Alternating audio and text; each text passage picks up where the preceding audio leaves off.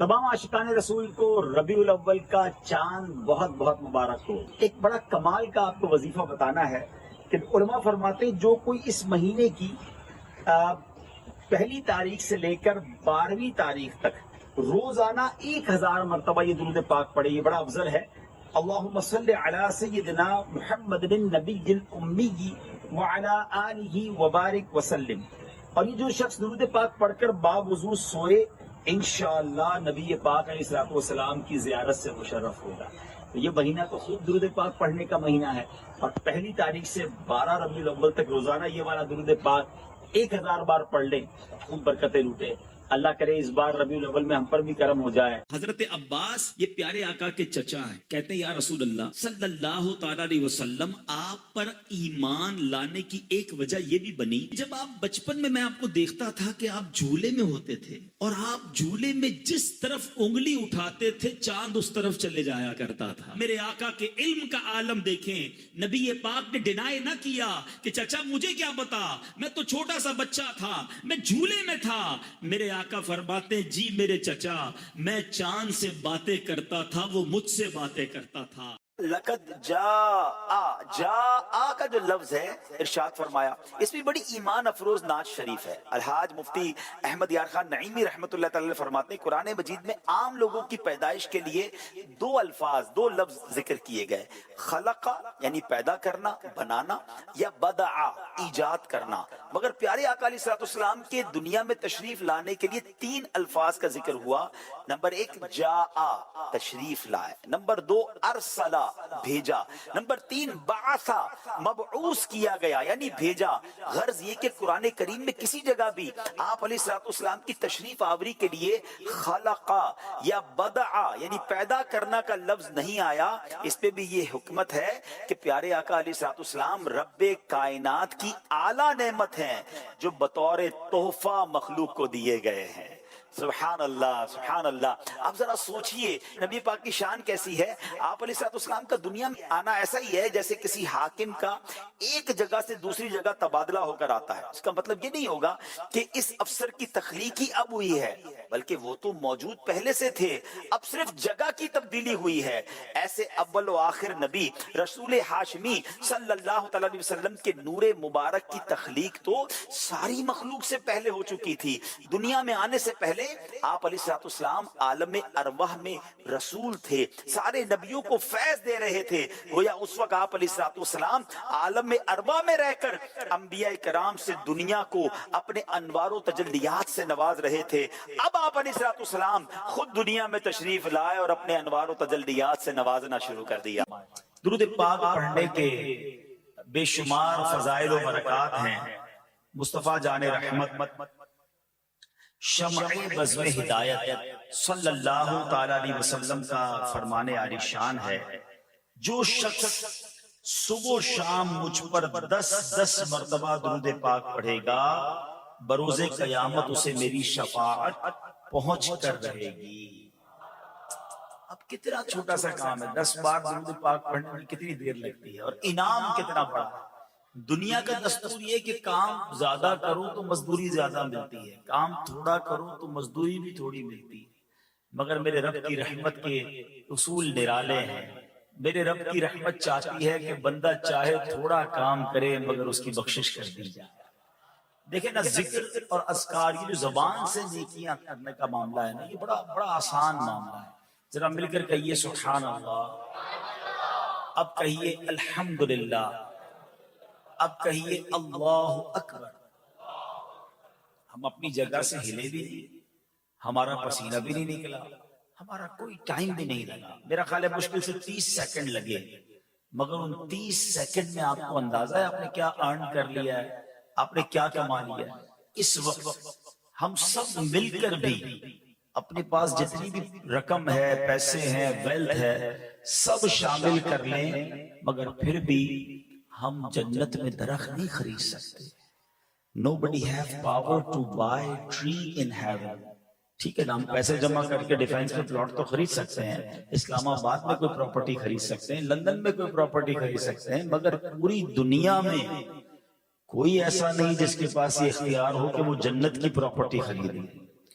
مگر میرے نبی کے سچے وعدے ہیں، جو ایک بار سبحان اللہ کہے اس کے لیے جنت میں درخت لگا دیا جائے، ایک بار الحمدللہ کہے جنت میں درخت لگ جاتا ہے، ایک بار اللہ اکبر کہے جنت میں درخت لگ جاتا ہے۔ تو درود پاک ہو، ذکر اللہ ہو، یہ بڑا کمال کا کام ہے، اور بغیر ایفرٹ، بس آپ بیٹھے بیٹھے پڑھتے رہیں، چلتے چلتے پڑھتے رہیں اور نیکیاں کماتے رہیں، مگر پھر بھی شیطان یہ آسان نیکی ہمیں کرنے نہیں دے گا۔ وہ موبائل ہاتھ میں ہے تو گھنٹوں نکل جائیں گے، دوستوں میں گپ شپ میں گھنٹوں نکل جائیں گے، لیکن زبان پر ذکر و درود آنے نہیں دیتا۔ آپ خود اپنے آپ سے سوال کریں نا، اب تو ربیع الاول کا مہینہ ہے، صبح سے لے کر شام تک کتنے درود پڑھے آپ نے؟ اپنے آپ سے پوچھتا رہے انسان، کتنے دن ہو گئے کہ آپ نے 100 بار کلمہ پاک پڑھا ہو؟ کتنے دن ہو گئے کہ آپ نے ایک پوری تسبیح جو ہے اللہ کے ذکر کی ہو؟ جو پڑھتے ہیں ماشاءاللہ نماز، چلے وہ نماز کے بعد تسبیح پڑھتے ہوں گے، لیکن اگر میں چوٹ کرنے کے لیے، تاکہ تھوڑا سا کہتے نا دنیاوی مثال دے کے بعد سمجھ جلدی آ جاتی ہے، کہ اگر آج ہم یہ اعلان کر دیں کہ بھائی 3 دن کی اسکیم ہے، جو جتنے درود پاک پڑھے گا اسے اتنے 1000 روپے ملیں گے، اب سچ بتائیں کتنے پڑھ لیں گے؟ بندہ کہے گا موبائل بھی بند، جاب سے بھی چھٹی، 3 دن میں کم از کم 1,00,000 درود پاک پڑھ لینے، پتہ نہیں کتنے کروڑوں پہ بن جائیں گے۔ مجھے ایک بات بتاؤ یار، دنیا کے پیسے کی کوئی ویلیو ہے جنت کی نعمتوں کے آگے، رب کی رحمتوں کے آگے؟ تو پلیز یہ زندگی کو غنیمت جانیں، ان سانسوں کو غنیمت جانیں، اور جتنا ہو سکے اپنی زبان سے اللہ اور اس کے رسول کا ذکر کرتے رہا کریں، درود پاک پڑھتے رہا کریں۔ آئیے مل کر محبت کے ساتھ باواز بلند درود پاک پڑھ لیجئے۔ صلو علی الحبیب صلی اللہ تعالی علی محمد صلی اللہ علیہ وسلم۔ میرے پیارے اسلامی بھائیوں، نبی پاک علیہ السلام کی ذات وہ کمال کی ذات ہے، جس کی ہر ڈائمنشن، جس کا ہر پہلو ہی نرالا ہے۔ جس زندگی کے پہلو پر میں نے چند مدنی پھول پیش کرنے ہیں، وہ ہماری اس لائف کے لیے بہت ضروری ہے۔ دیکھیں، ایک ہے ہم جشن ولادت مناتے ہیں، بہت اچھی بات ہے، مگر مقصد ولادت بھی ہمیں پتہ ہونا چاہیے۔ نبی پاک علیہ السلام کو اس دنیا میں بھیجا کس لیے گیا؟ خود نبی پاک علیہ السلام ایک جگہ فرماتے ہیں، بعثت لأتمم حسن الاخلاق، یعنی مجھے اخلاق کے حسن و خوبی کو مکمل کرنے کے لیے بھیجا گیا۔ آئے ہائے، کیسا اخلاق تھا کہ قرآن فرماتا ہے وَإِنَّكَ لَعَلَىٰ خُلُقٍ عَظِيمٍ، بے شک تم یقیناً عظیم اخلاق پر ہو۔ یعنی نبی پاک علیہ السلام کے اخلاق کی قرآن مثال دے رہا ہے، اور گویا ہمیں رول ماڈل بتایا جا رہا ہے کہ لائف گزارنی ہے تو سرور کائنات علیہ السلام کے طریقے پر گزارنی ہے۔ نبی پاک نے کاروبار بھی کیا، آقا نے شادی بھی فرمائی، آپ کی فیملی بھی تھی، صرف پہاڑوں میں یا غاروں میں زندگی نہیں گزاری، یعنی زندگی کے وہ سارے کام کیے جو میں اور آپ کر رہے ہیں۔ آپ کے یہاں اولاد بھی ہوئی، آپ نے اپنے بچوں کی شادی بھی کی، آپ نے ٹریول بھی کیا، آپ کے دوست بھی تھے، آپ کے ساتھی بھی تھے، آپ لیڈ بھی کر رہے تھے، آپ جناب کمانڈ بھی کر رہے تھے، آپ نے جہاد بھی کیا، آپ نے دوسرے ملکوں سے تعلقات بھی بنائے۔ اللہ اکبر، یہ تمام کام ہمارے لیے رہنمائی ہیں۔ اگر کوئی باپ چاہتا ہے میں بہترین باپ بن جاؤں، وہ نبی پاک کی سیرت کو پڑھے۔ اگر کوئی دوست چاہتا ہے کہ میں بہترین دوست بن جاؤں، وہ نبی پاک کی صحابہ کے ساتھ جو ایٹیٹیوڈ تھا اس کو سمجھے۔ اگر کوئی بزنس مین چاہتا ہے کہ میں اچھی تجارت کروں، وہ سرور کائنات علیہ السلام کی تجارت کو دیکھے۔ اللہ اکبر، زندگی کا کون سا پہلو ہے جو ہمارے لیے رہنمائی نہیں رکھتا؟ میں آپ کو 2 واقعات سناتا ہوں جو آج ہماری زندگی میں بڑا فرسٹریشن کا ماحول ہے، اور جناب بڑا جس کو کہیں کہ کوئی ٹالرنٹ کرنے کے لیے تیار ہی نہیں ہے۔ ہر بندہ ریڈی ٹو فائٹ ہے، نہ کسی میں صبر ہے، نہ کوئی کسی سے پیاری اور محبت والی بات کرنے کے لیے تیار ہے۔ آؤ میں بتاتا ہوں، جس نبی کا میلاد منانے آئے ہو اس نبی کا اخلاق کیسا تھا، میرے آقا کا انداز کیسا تھا۔ معاملہ کچھ یوں تھا، ایک شخص تھے جو یہودیوں کے اس زمانے میں عالم تھے، زید بن سعنہ، بعد میں یہ مسلمان ہو گئے رضی اللہ تعالیٰ عنہ، بعد میں تو صحابی بن گئے، یہودی عالم تھے۔ ایک بار نبی پاک علیہ السلام سے کچھ کھجوریں انہوں نے خریدی، اور کھجوریں دینے کی مدت میں ابھی 2 یا 3 دن باقی تھے، بزنس ڈیل تھی اور ٹائم طے ہو گیا کہ اتنے دنوں بعد نبی پاک انہیں کھجوریں دے دیں گے۔ ابھی 2-3 دن باقی تھے کمٹمنٹ پورا ہونے میں، تو انہوں نے مسجد میں نبی پاک علیہ السلام کی چادر کو پکڑا پبلک کے سامنے اور بڑی تیز نظروں کے ساتھ بڑی بلند آواز کے ساتھ کہا، اے محمد صلی اللہ علیہ وسلم، تم عبد المطلب کی ساری اولاد کا یہی طریقہ ہے کہ تم لوگ ہمیشہ حقوق ادا کرنے میں دیر لگایا کرتے ہو اور ٹال مٹول کرنا یہ تم لوگوں کی عادت بن چکی ہے۔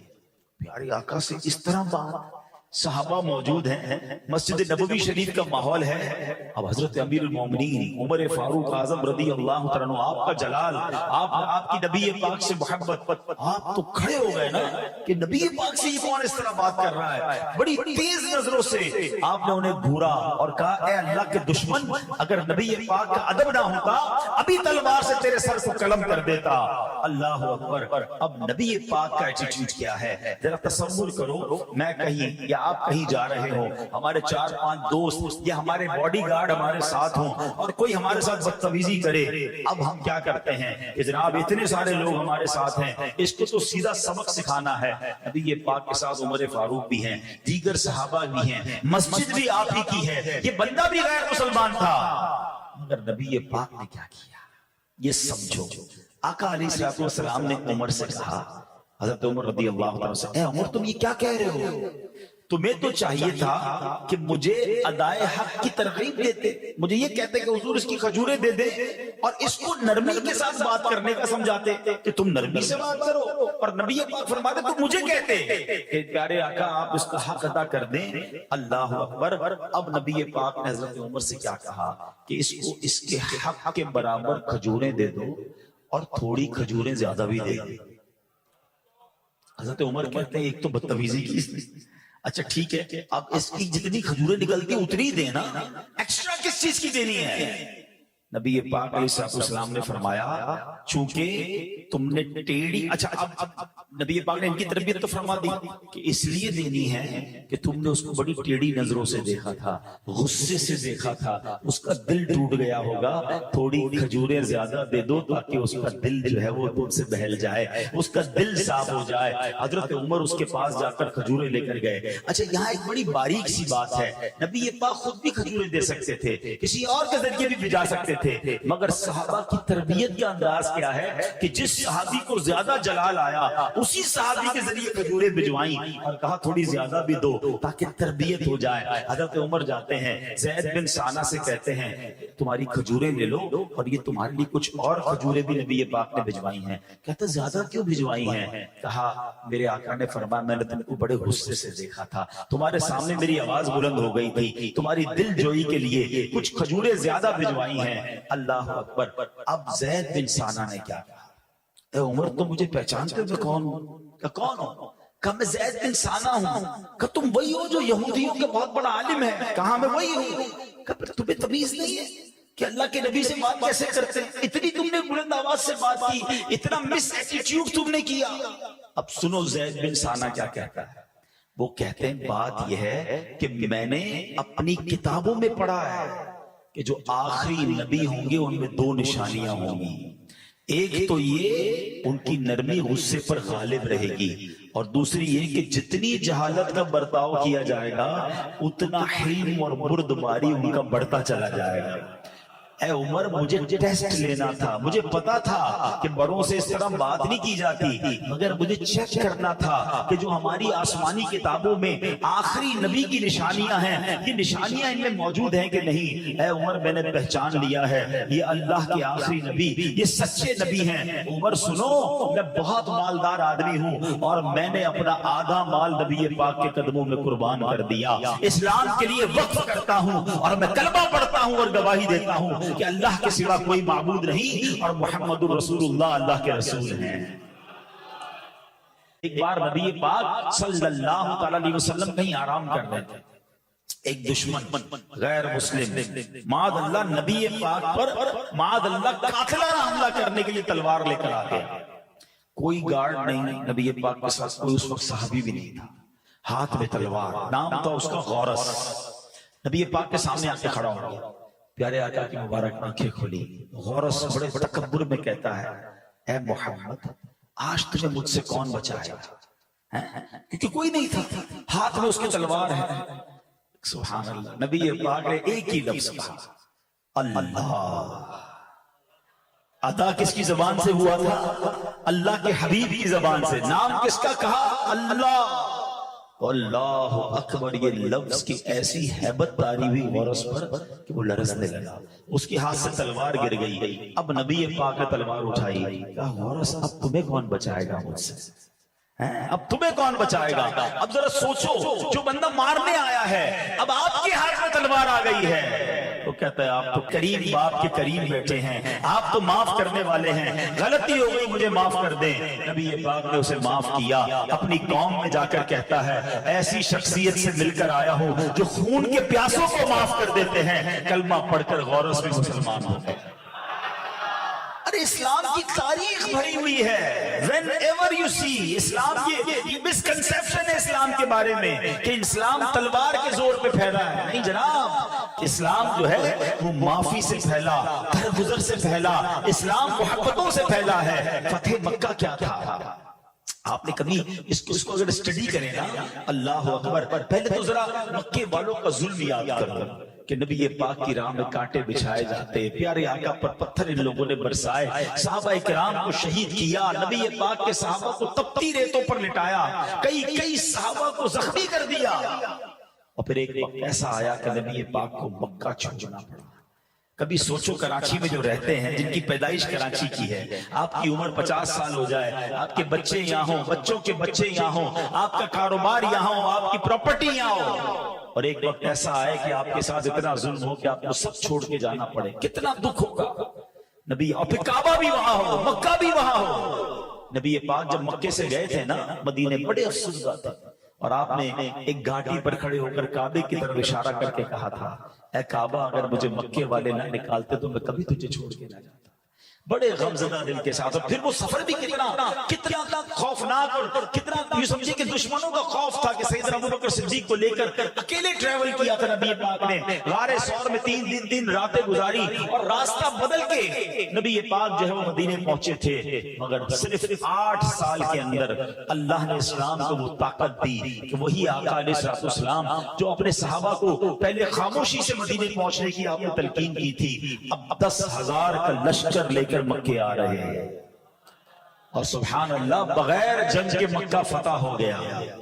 اب سارے دشمن سامنے کھڑے تھے جنہوں نے صحابہ کو شہید کیا تھا، نبی پاک کے بچوں کو رلایا تھا، خود نبی پاک کے بارے میں بہت بری باتیں کہی تھی، اور مکہ چھوڑنے پر مجبور کیا تھا۔ وہ سارے سمجھتے تھے کہ آج ہماری بوٹی کر دی جائے گی، مگر جب نبی پاک علیہ السلام نے پوچھا کہ بتاؤ کہ آج تمہیں معلوم ہے میں تمہارے ساتھ کیا معاملہ کرنے والا، تو سب اور کانپنے لگے کہ آج تو گئے سب کے سر قلم ہوں گے، مگر بڑے لرزتے ہوئے ان مکے والوں نے کہا تھا آپ تو بڑے کرم والے ہیں، آپ تو بڑے کریم ہیں، آپ تو معاف کرنے والے ہیں۔ نبی پاک نے جواب دیا، آقا نے فرمایا لا تثریب علیکم اليوم فاذهبوا انتم الطلقاء، آج تم پر کوئی الزام نہیں، جاؤ تم سارے کے سارے آزاد ہو۔ عام معافی دے دی۔ اچھا یہاں تک واقعہ سمجھنے سنا ہے، اس واقعے کے بعد ٹرن آؤٹ کیا ہوا، رزلٹ کیا آیا، ذرا سمجھیے گا، لاجیکلی ایک بات سمجھانا چاہتا ہوں۔ مکہ فتح ہوا ہے 8 ہجری میں، ٹھیک ہے، کتنے مسلمان تھے؟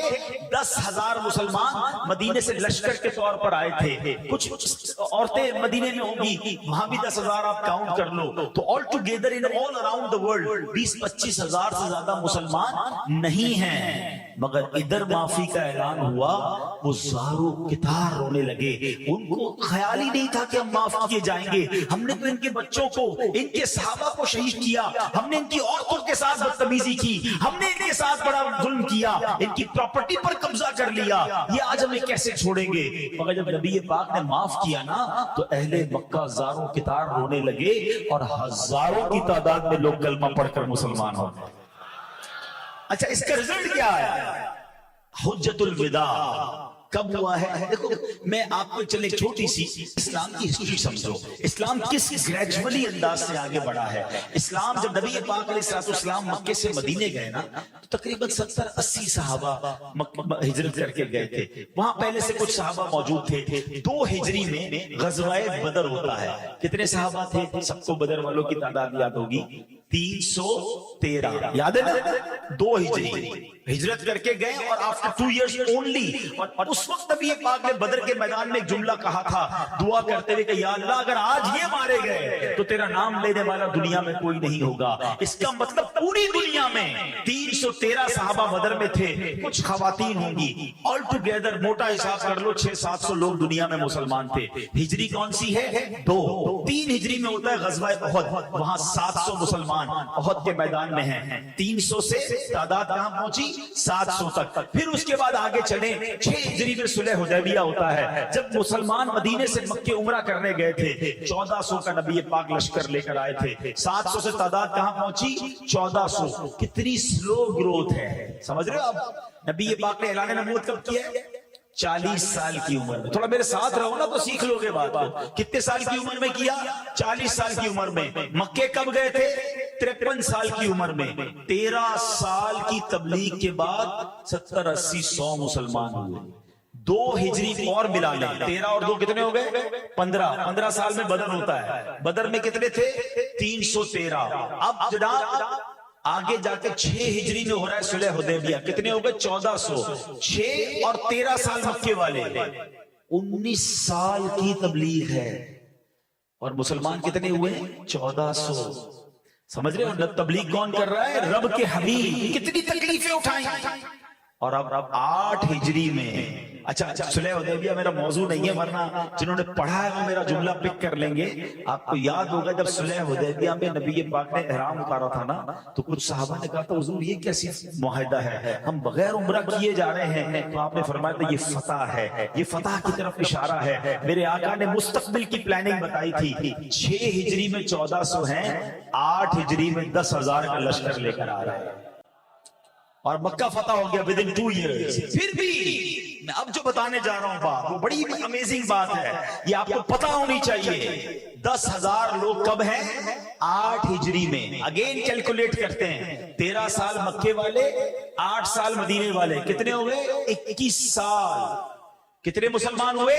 10,000۔ سمجھ رہے ہو نا بات؟ اب 9 ہجری میں حجت الوداع ہوتا ہے، عرفات کے میدان میں 1,24,000 صحابہ موجود ہیں۔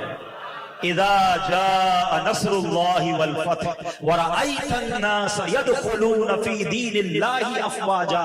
رب نے قرآن میں نبی کو بشارت دے دی تھی ایک وقت آئے گا کہ فوج در فوج لوگ مسلمان ہوں گے۔ یہ فتح مکہ کا رزلٹ تھا کہ نبی پاک نے بدلہ نہیں لیا، ان کے سر قلم نہیں کیے۔ اگر وہاں سر قلم کیے جاتے وہ مکے کے سارے لوگ دشمن بنتے، ان کی اولاد بدلہ لیتی، مسلمان جنگ میں لگے رہتے۔ آقا نے سب کو معاف کیا۔ 1 سال کے اندر 10,000 کا فگر جو ہے وہ 1,24,000 تک پہنچ گیا، اور اس کے بعد اسلام نے ٹیک آف کیا ہے۔ آج دنیا کا کون سا کونا ہے جہاں میرے آقا کا نام لینے والے نہیں، جہاں مسلمان نہیں؟ بتایا جاتا ہے 200 کروڑ مسلمان اس وقت دنیا میں موجود ہیں، اور اس وقت بھی دنیا میں سب سے تیزی سے پھیلنے والا اگر کوئی مذہب ہے، the most growing religion on earth، اللہ کی رحمت سے وہ ہمارا مذہب اسلام ہے۔ تو اسلام معافی سے پھیلا ہے، اسلام درگزر سے پھیلا ہے، اور آج وہی جاہلیت کی رسمیں ہمارے اندر آ گئی۔ میں معاف نہیں کروں گا، میں جناب کسی سے میں کیسے چھوڑ دوں، میں بتاؤں گا میں کون ہوں۔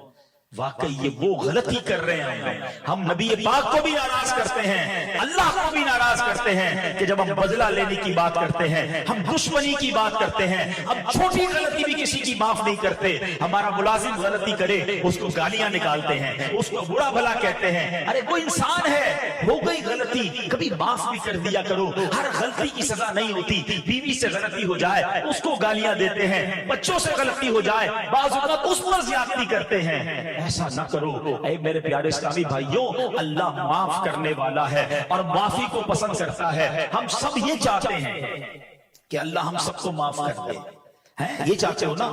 کبھی کیا دعا کرتے ہو؟ اے اللہ میری سارے گناہ معاف کر دے۔ تم نے کسی کو معاف کیا ہے؟ یہ کیسی عجیب بات ہے کہ میں اللہ کے بندوں کو معاف کرنے کے لیے تیار نہیں ہوں اور اللہ سے کہہ رہا ہوں یا اللہ تم مجھے معاف کر دے. ارے کبھی یہ تو سوچو کہ اللہ کی بارگاہ میں جواب کیا دو گے؟ مزہ یہ ہے کہ تم رب سے یوں دعا کرو کہ اے اللہ میں نے تیرے سارے بندوں کو معاف کر دیا، اے میرے مولا تو بھی مجھے معاف کر دے. میں بندہ ہو کر میرے بندوں کو معاف کیا، دکھایا میرا دل لوگوں نے، ستایا مجھے، تکلیف دی، مگر مولا تجھے معافی بڑی پسند ہے، میں نے تیرے سارے بندوں کو معاف کیا، اب اے کریم تو بھی مجھے معاف کر. یہ ریلیونٹ معافی بنتی ہے نا. مگر آج دلوں میں کدورتیں، دلوں میں دشمنیاں، اور اللہ سے معافی مانگ رہے ہیں. پلیز سوچو، ایک واقعہ آپ نے سنا ہوگا کہ یہ معافی کتنی رب کو پسند ہے. پتہ ہے ایک شخص تھا، اس کی بیوی نے ایک بار کھانے میں نمک بہت زیادہ ڈالا. ٹھیک ہے، اب جب نمک ڈالا تو اس کو تو بڑا غصہ آیا کہ یہی پلیٹ اٹھا کے اس کے منہ پہ مار. ہو سکتا ہے یہاں بھی ایسے شیر ببر بیٹھے ہوں گے، یہ کرتے رہتے ہوں گے، بیچاری نے کبھی کھانا میں نمک زیادہ ڈال دیا تو چائے ٹھنڈی لے آئی تو ٹھنڈا پانی نہیں لایا تو نکال کے گالی دے دی، اس کو برا بھلا کہتے. یار انسان سے شادی کی، کمپیوٹر سے شادی کی، ہو جاتی ہے غلطی، وہ بھی انسان ہے. اچھا بعض اوقات ہم سمجھتے ہیں بھائی میرے منہ میں جو آیا میں نے بول دینا، مارکیٹ میں نقصان ہوا بیوی کی خیر نہیں. ارے اس میں اس کا کیا قصور ہے؟ تمہارا موڈ آف ہے تو جا کے اسی پہ غصہ اتارنا ہے. ایک بات یاد رکھنا، میں بڑی گہری بات کہنے جا رہا ہوں، شاید بہت سارے لوگوں کے لیے عجیب بات ہوگی، اور اللہ سلامت رکھے میرے پیر و مرشد کو، امیر اہل سنت کو کیا تربیت فرماتے ہیں. دیکھا کرو ان کے مدنی مذاکرے مدنی چینل پر. ایک بار آپ نے مدنی مذاکرے میں فرمایا کہ اگر شوہر اپنی بیوی سے زیادتی کرتا ہے تو اس کو اپنی بیوی سے معافی مانگنی پڑے گی. باپ اپنے بیٹے سے اگر زیادتی کرتا ہے، بیٹے کو تو کہا جاتا ہے باپ کا حق مانو، اچھی بات ہے، مگر باپ کو بھی یہ اجازت نہیں ہے کہ وہ بیٹے پر ظلم کرے، اس کو بیٹے سے معافی مانگنی پڑے گی. اور آگے بڑھ کر فرمایا اگر پیر مرید سے زیادتی کرے گا تو پیر کو بھی مرید سے معافی مانگنی پڑے گی. ارے جب میرے آقا اپنے صحابہ سے کہتے ہیں کہ کسی کا حق آتا ہو تو مجھ سے لے لو، ایک صحابی تو کھڑے ہو گئے کہ حضور میرا ایک حق نکلتا ہے آپ پر. کیا حق نکلتا ہے؟ کہ حضور آپ صفے درست کر رہے تھے، ایک چھڑی آپ نے میرے پیٹ پہ مار دی تھی، مجھے بدلہ چاہیے. نبی پاک نے فرمایا آؤ اپنا بدلہ لے لو، میں حاضر ہوں. سارے صحابہ حیران، یہ کیسی باتیں کر رہا ہے، نبی یہ پاک سے بدلہ لے گا. اب وہ صحابی کہتے ہیں حضور ایسے نہیں، جب آپ نے میرے پیٹ پہ چھڑی لگائی تھی نا، میرا کرتا نہیں تھا، میرا پیٹ ننگا تھا، آپ کرتا اوپر کیجئے. اللہ کے حبیب نے کرتا اوپر کیا، لوگوں کی چیخیں نکل گئی کہ یہ کیا کرنے جا رہا ہے. مگر وہ صحابی بھی کمال کے تھے، دوڑتے ہوئے گئے اور نبی پاک سے لپٹ گئے. کہتے حضور مسئلہ یہ بدلہ نہیں لینا تھا، جنگ ہونے والی ہے، غزوہ شروع ہونے والا ہے، کیا پتا میرے مقدر میں شہادت ہو، میں چاہتا ہوں مرنے سے پہلے میرا جسم آپ کے جسم سے ٹچ ہو جائے. مگر نبی پاک کی کیا عادت کہ حق نکلتا ہے تو لے لو، یہاں سلو ہو جائے وہاں مارے جائیں گے. مگر ادھر تو کسی کو فکر ہی نہیں، لڑنے جھگڑنے کے لیے تیار ہے، دشمنیاں پال کے رکھی. تو میں واقعہ سنا رہا تھا کہ اس بندے کی بیوی نے کھانے میں نمک زیادہ ڈالا، بڑا غصہ کہ ابھی بدل دیتا ہوں بدلہ. مگر بدلہ پھر سوچنے لگا یار میں ایک غلطی میری بیوی نے کی ہے، مجھے غصہ آ رہا ہے، بدلہ لینے کو جی چاہ رہا ہے، میں تو صبح سے شام تک اپنے رب کی کتنی نافرمانیاں کرتا ہوں، اگر میرے رب نے میری پکڑ کرنی شروع کی تو میرا کیا بنے گا. کہتا میں نے کچھ نہیں کہا، چپ چاپ میں نے کھانا کھا لیا، چھوڑ دیا بیوی کو. مرنے کے بعد مجھے بتایا گیا کہ اس دن جو تو نے بندہ ہو کر میری بندی کو معاف کیا تھا، میں تو سب سے بڑا معاف کرنے والا ہوں، جا میں نے تیرے سارے گناہوں کو معاف کر دیا. یہ ہے معافی، یہ ہے درگزر، اور یہ ہے نبی پاک کا طریقہ. میں اصل میں چاہتا یہ ہوں، جو میں کوشش کر رہا ہوں جہاں بھی ہم بیان کر رہے ہیں یہ میسج لے کے چل رہے ہیں کہ یار میلاد تو ہم ہر سال مناتے ہیں، مگر میلاد کے اس مہینے کے بعد میرے اندر فرق کیا آتا ہے. میں جیسا میلاد سے پہلے ویسا ہی میلاد کے بعد تو میں نے کیا لیا اس رحمت کی بارش سے. بارش تو برسی مگر میرا دامن تو خالی رہا. اگر میں پہلے ہی لڑائی جھگڑے والا، میلاد کے بعد بھی لڑائی جھگڑے والا، پہلے بھی بے نمازی بعد میں بھی بے نمازی، پہلے بھی بد اخلاق اب بھی بد اخلاق، میلاد کے مہینے سے پہلے بھی حرام کمانے والا، میلاد کا مہینہ گزارا، میلاد بھی منایا، پرچم بھی لگائے، لائٹیں بھی لگائیں، لنگر بھی کھایا، پھر حرام کمانے والا. تو کیا امپلیمنٹ ہوا میری ذات پہ؟ مجھے میلاد نے کیا دیا؟ اس کا مطلب میں نے دل کا دروازہ کھولا نہیں ہے، ورنہ میلاد کے اجتماع میں تو بڑی برکت ہوتی ہے. پلیز کم از کم یار ربیع الاول کے مہینے میں نبی پاک کی ایک ادا تو سیکھ لو کہ یار یہ والی اب بس میری لائف میں آج کے بعد میں اس کو شامل کر لیتا ہوں. آپ کو کوئی کہے یار تم تو بہت غصے ہوتے تھے، بات بات پہ لڑتے تھے، تم بڑے نرم ہو گئے ہو، تو آپ کہیں یار آقا کا میلاد آیا ہے، میرے آقا معاف کرنے والے تھے، میں بھی معاف کرنے والا بن گیا. یار تم فجر بھی پڑھنے لگ گئے، ساری نمازیں پڑھنے لگ گئے، تو آپ جواب دیں کہ بس نبی پاک کا میلاد آیا اور آقا نے فرمایا جعلت قرۃ عینی فی الصلاۃ، نماز میں میری آنکھوں کی ٹھنڈک ہے. نبی پاک کا برتھ ڈے تھا، گفٹ بھی تو دینا تھا نا، میں نے آقا کو نماز کا تحفہ دیا، میں 5 وقت کا نمازی بن گیا. تو میلاد کا ایسنس ملے گا نا، تو اس کی برکتیں ملیں گی. تو بظاہر کہ یار ہم میلاد کرتے تو ہمارے اندر فرق آتا ہے، اتنی ساری نبی پاک کی سیرت سنتے ہیں، خود ویسے کے ویسے ہی رہتے ہیں. نہیں تو میرے پیارے اسلامی بھائی دیکھیں، یہ جو حقوق العباد ہے نا، یہ معاملہ زیادہ سینسیٹیو ہے. دیکھیں ماشاءاللہ مجھے کافی سارے چہرے نظر آ رہے ہیں، نمازی بھی ہیں، چہرے پہ داڑھی بھی ہے، یا حاجی بھی ہوں گے، عمرہ کرنے والے بھی ہوں گے، صدقہ خیرات کرنے والے ہوں گے. بہت اچھی بات ہے، مگر یہ سارے کام پتہ ہے کیا ہے؟ یہ ہے حقوق اللہ. اب میرا اور اللہ کا معاملہ ہے. خدا نہ خواستہ اگر کوئی شخص 70 سال تک نماز نہ پڑھے نا، ایک بار سچی توبہ کر لے، اللہ قبول کر لے، اس کے سارے گناہ معاف فرما دے گا. لیکن بندوں سے جو معاملہ ہے نا وہ زیادہ سینسیٹیو ہے، کیونکہ اگر کسی کا دل دکھایا نا، کسی کے ساتھ زیادتی کی، تو جب تک بندہ معاف نہیں کرے گا رب بھی معاف نہیں فرمائے گا. آپ سوچیے، ہم بعض اوقات نماز میں پنکچوئل ہوتے ہیں، حج بھی کر رہے ہوتے ہیں، روزے بھی رکھ رہے ہوتے ہیں، لیکن لوگوں کے ساتھ برتاؤ ٹھیک نہیں ہوتا، فیملی کے ساتھ برتاؤ ٹھیک نہیں ہوتا، کسی کے ساتھ نرمی سے بات نہیں کر رہے ہوتے. یہ نہ کرے. یہاں تو بندہ کہتا ہے جو کرنا کر لے، میرے آگے کوئی نہیں بول سکتا، مجھ سے کون پیسے وصول کر سکتا ہے، جو تیرے سے ہو سکتا ہے کر لے. یہ جملے بولا نہ کرو.